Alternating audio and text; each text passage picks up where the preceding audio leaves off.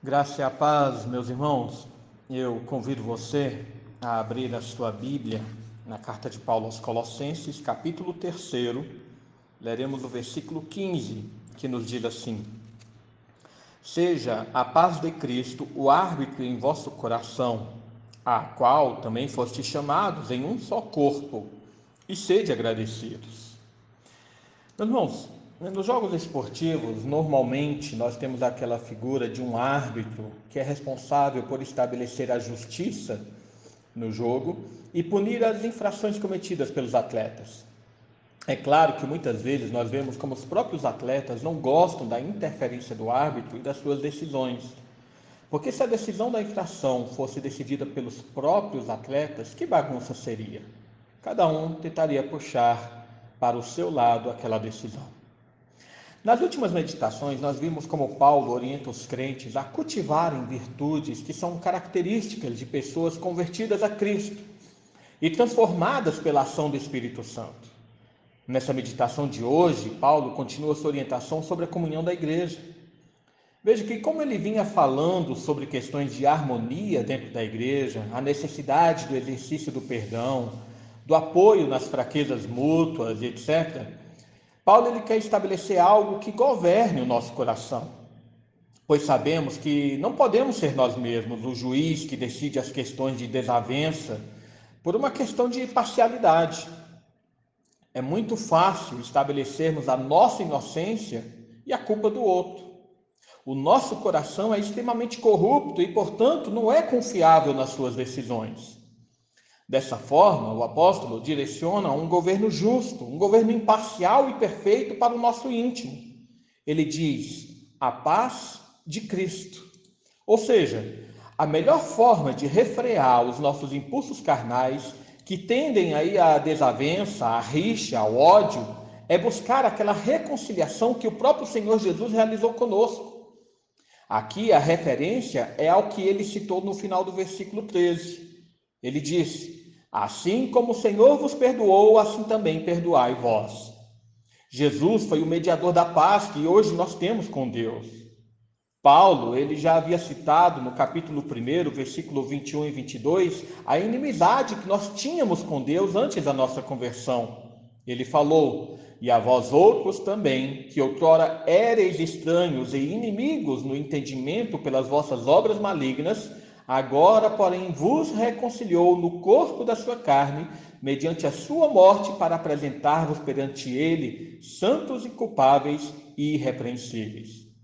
Portanto, se foi possível uma reconciliação, uma pacificação entre um Deus totalmente santo e um homem totalmente pecador, por que não poderia haver entre irmãos que são igualmente falhos, mas que também foram alcançados pela mesma graça salvadora, uma reconciliação amorosa e verdadeira?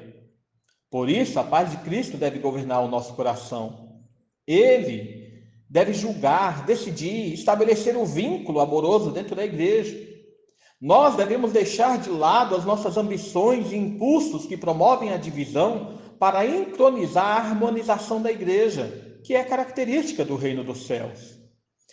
Enquanto não chegamos no reino celestial, a congregação dos irmãos na fé, o corpo de Cristo, a igreja deve ser o reflexo daquele ambiente que Deus tem preparado para todos nós habitarmos eternamente.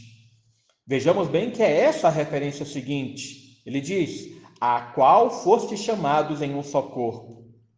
Eu creio que aqui se faz muito pertinente lembrar o que Paulo também fala aos crentes da igreja de Éfeso. Ele diz: esforçando-vos diligentemente por preservar a unidade do Espírito no vínculo da paz. Há somente um corpo e um Espírito, como também fostes chamados numa só esperança da vossa vocação.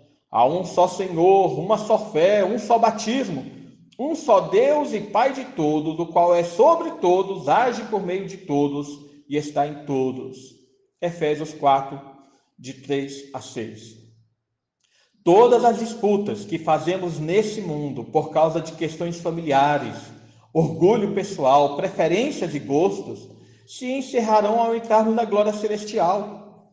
Assim, se Deus tem usado esse período de caminhada no deserto desse mundo para nos moldar, nos purificar e preparar para essa participação celestial, a igreja, o corpo de Cristo, deve ser o ambiente da união perfeita que nós estamos prestes a alcançar. Aquilo que nos une, o mesmo Pai que nos elegeu, o mesmo Senhor Jesus que nos salvou e a presença do mesmo Espírito Santo que nos santifica, deve ser sempre maior que aquilo que nos divide. Tenhamos isso sempre em mente para o estabelecimento da paz na igreja. O apóstolo João nos exorta sobre essa coerência ao dizer: se alguém disser amo a Deus e odiar a seu irmão, é mentiroso, pois aquele que não ama a seu irmão a quem vê, não pode amar a Deus a quem não vê. Ora, temos da parte dele este mandamento, que aquele que ama a Deus, ame também a seu irmão. Está lá em 1 João, capítulo 4, versículos 20 e 21. Enfim, veja que esse versículo encerra falando: e sede agradecidos. Com isso, irmãos, Paulo quer demonstrar que, quando compreendemos a profundidade da reconciliação que foi realizada com o Pai, por meio do sacrifício do seu Filho Jesus, o nosso coração se encherá de gratidão e não teremos dificuldade de promover entre nós essa consideração amorosa e mútua. Não teremos dificuldade de promover a paz dentro da igreja. Nós temos um Deus que pagou um alto preço, preço de sangue, para nos reconciliar consigo. Então, nenhum sacrifício pessoal pode ser comparável a esse em favor da comunhão dentro da igreja de Cristo. Que Deus nos abençoe. Eu convido você a que oremos nesse momento. Pai amado, mais uma vez nós nos colocamos diante de Ti. Agradecemos, Senhor, por Tua obra em nossa vida. Agradecemos pelo Teu poder que se realiza entre nós, pelo Teu amor, ó Pai, que nos uniu em um só corpo por meio do sangue do Teu Filho Jesus. E pedimos ao Senhor que venha agir em nosso coração, moldando o nosso coração a uma conciliação uns com os outros, preparando o nosso coração para ser um reflexo do Teu amor, um reflexo do Teu perdão, preparando o nosso coração para que seja cheio de afeto de misericórdia, cheio de afeto de bondade, de humildade, um coração manso e paciente. Abençoe nosso coração para ser igual ao Teu Filho Jesus. Queremos ser a imagem dele, recriados para o Teu louvor e para a Tua glória. Pedimos ao Pai que vivifique a Tua igreja, santifique a Tua igreja, para que ela seja apresentável pura e perfeita naquele último dia.